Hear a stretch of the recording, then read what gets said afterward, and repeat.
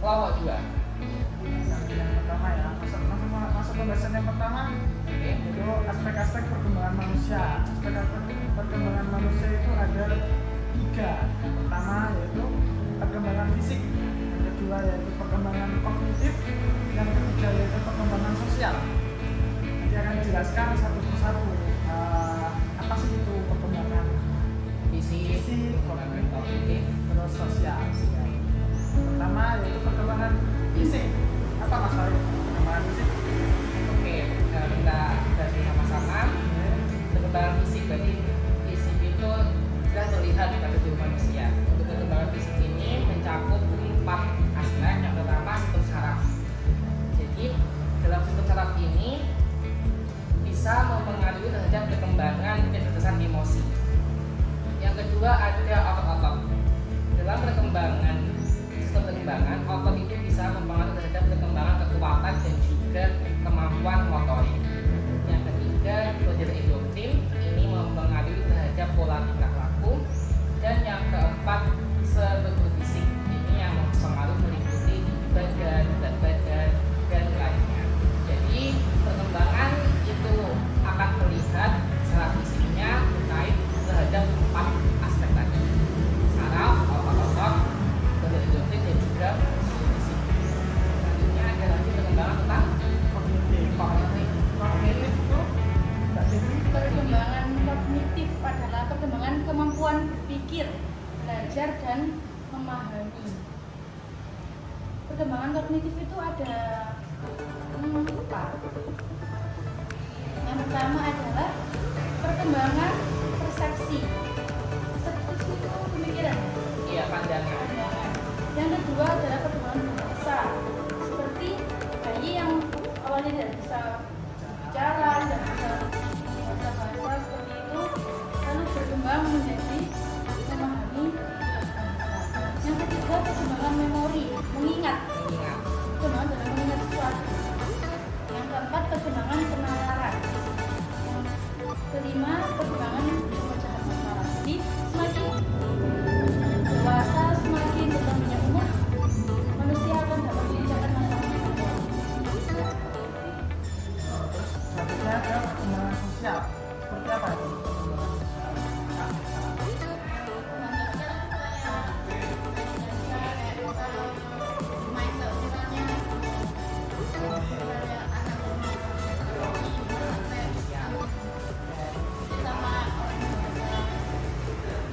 Saling apa? Berkomunikasi, bekerja sama apa?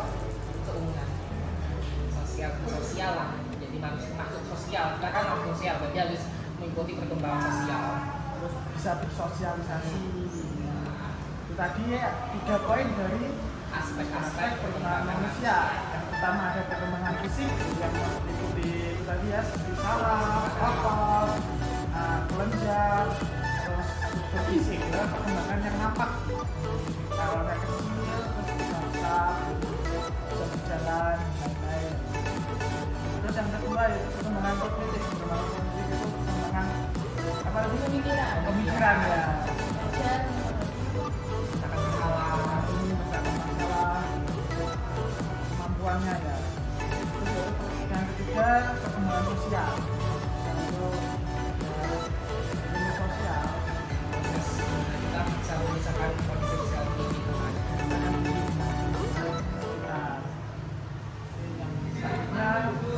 Poin yang kedua ya Mas Arif ya. Ya, Poin yang kedua yaitu fase-fase dan tugas perkembangan. saja yang dilihat fase-fasenya.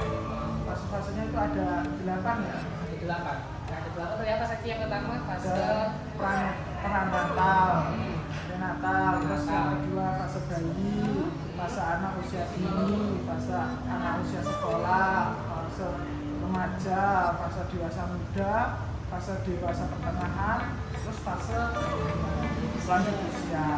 Yang pertama itu fase prenatal. Itu mulainya dari kapan maksudnya? prenatal berarti itu sebelum kelahiran atau sampai kelahiran, berarti dimulai dari pembuahan si orang tuanya. Jadi orang tua laki-laki dengan ayah dan ibunya mulai pembuahan sampai kelahiran itu disebut fase prenatal. Berarti sejak sperma Bertemu dengan sel telur itu sampai ketika ada bentuk zigot, kemudian ada lagi setelah zigot apa? Apa?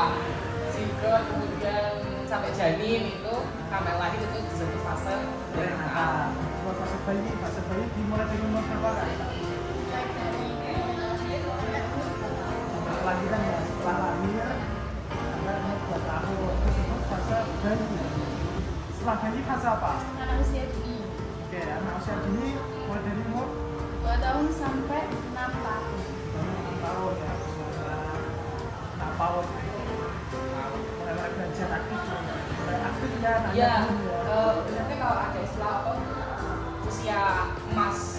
Nah, usia emas itu biasanya pada umur ini 5 tahun, 5 sampai 6 tahun itu fase anak usia emas yang dimanfaatkan untuk bisa mengembangkan bakat. Makanya perkembangannya itu harus diperhatikan, sangat penting. Karena di fase itu otaknya itu sangat berkembang. Sangat berkembang pesat dimanfaatkan. Ini untuk orang-orang tua, bukan untuk orang-orang tua. Kemudian selanjutnya setelah usia anak dini masuk usia anak Setelah usia 6 usia 6 tahun sampai 12 tahun. SD itu dari yang SD, Iya. SD MT gitu ya. Jadi kelas 1 SD sampai kelas 6. Terus masuk setelah SD, setelah usia anak sekolah masuk usia Remaja. Fase remaja yaitu dimulai dari usia 12 tahun sampai 18 tahun. Jadi usianya anak setelah lulus SD berarti MTS ya, SMP sampai lulus SMA. Maba itu. Remaja, fase remaja. Kita ini fase remaja terakhir berarti. Aku sudah nggak 19 tapi bukan remaja ini, udah dewasa ini. Masa muda. Masih pilih muda. Dua fase gitu saya. Dewasa muda. Dewasa muda sama Usia remaja. 18 tahun sampai 40 tahun. Muda. Jadi dewasa muda. Kamu juga dewasa muda masih remaja. Dua-duanya. Remaja ke dewasa muda itu proses. Selanjutnya Selanjutnya setelah dewasa muda, dewasa pertengahan itu usianya lambat. 40 sampai 65 tahun. Usia orang tua kita ya.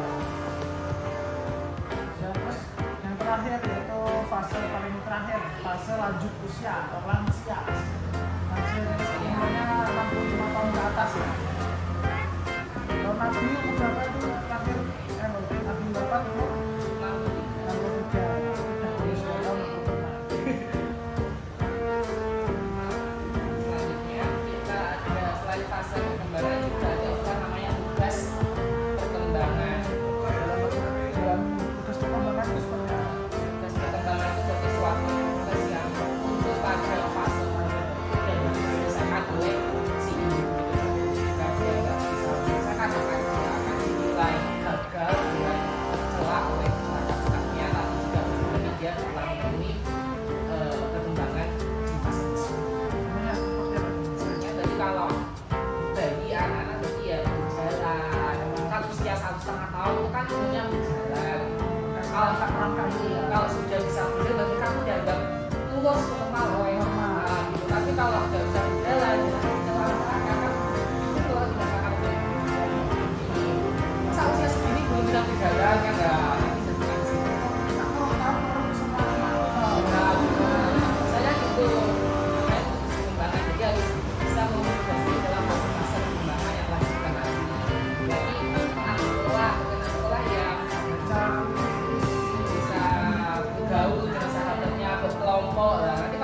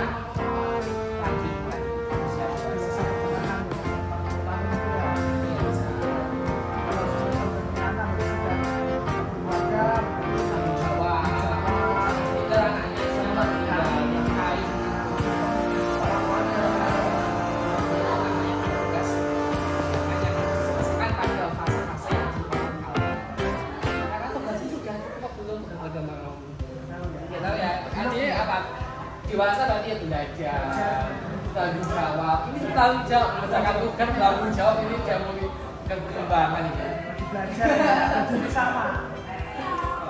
Selanjutnya poin selanjutnya adalah Yang terakhir. Yang terakhir. Apa ya? Implikasi perkembangan terhadap proses belajar. Implikasi Apa itu? Implikasi itu apa?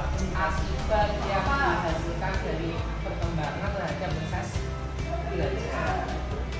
Ini mengakademikasi implikasi perkembangan fisik untuk berarti mencakup fisiknya untuk belajar. Jadi misal tadi ada berapa aspek fisik, ada otot, saraf, kelenjar sama juga ini dimanfaatkan dalam proses belajar dan mendidik. Misal ya fisik, usia fisik anak TK, anak SD itu ototnya dimanfaatkan untuk olahraga, misal senam, voli gitu.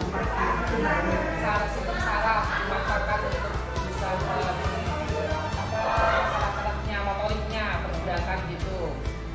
Kemudian kalau kognitif berarti ya kognitif terkait masalah pemikiran, pemecahan masalah, emosi. Lalu dimanfaatkan pendidik, bagaimana memanfaatkan implikasi dari perkembangan ini. Kalau kita dulu PK itu pernah nggak main puzzle itu, itu termasuk kognitif, kita melatih kognitif memecahkan masalah menyusun gitu.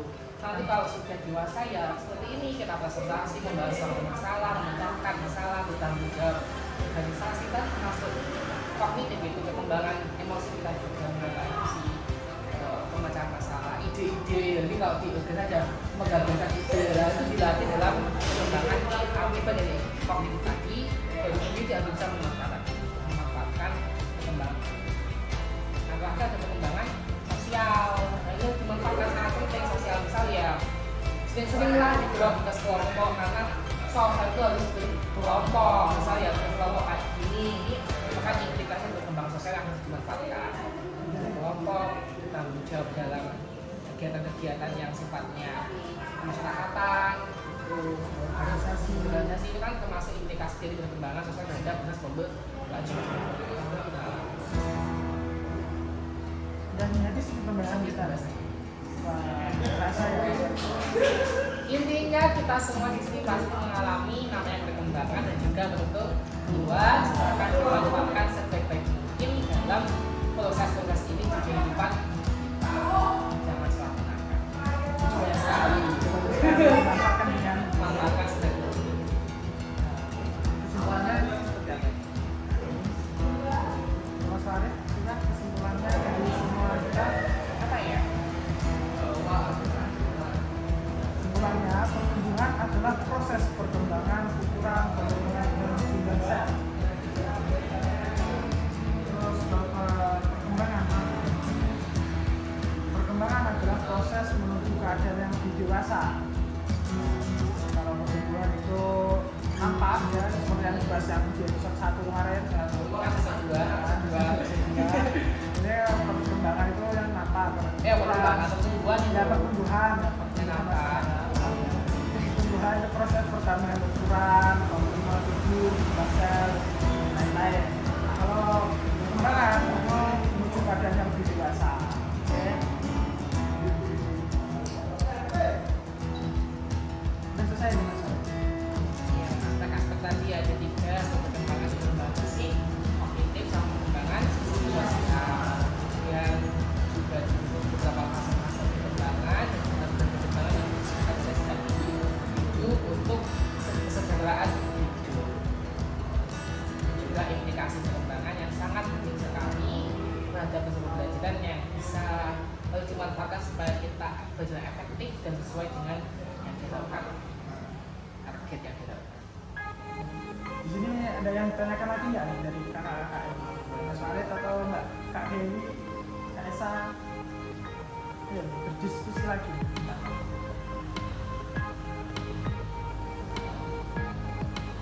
Mestinya cukup atau mungkin ada Ada yang mau ditanyakan atau ada tes evaluasi masalah bahkan sebagai penutup yang mungkin bisa membuat desa terbaik diri dengan kita sebagai penutup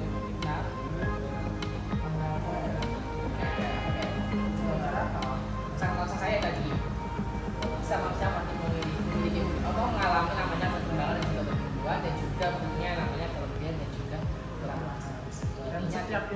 itu perkembangannya tuh berbeda-beda, jadi tidak boleh disamakan. Jangan membanding-bandingkan. Jangan ya Dek ya. Jangan jadi ya, berarti bahasa keluarga adalah Jangan jadi ya. Oke, sekian dari kami kelompok 2. Kurang lebihnya mohon maaf. Wassalamualaikum warahmatullahi wabarakatuh.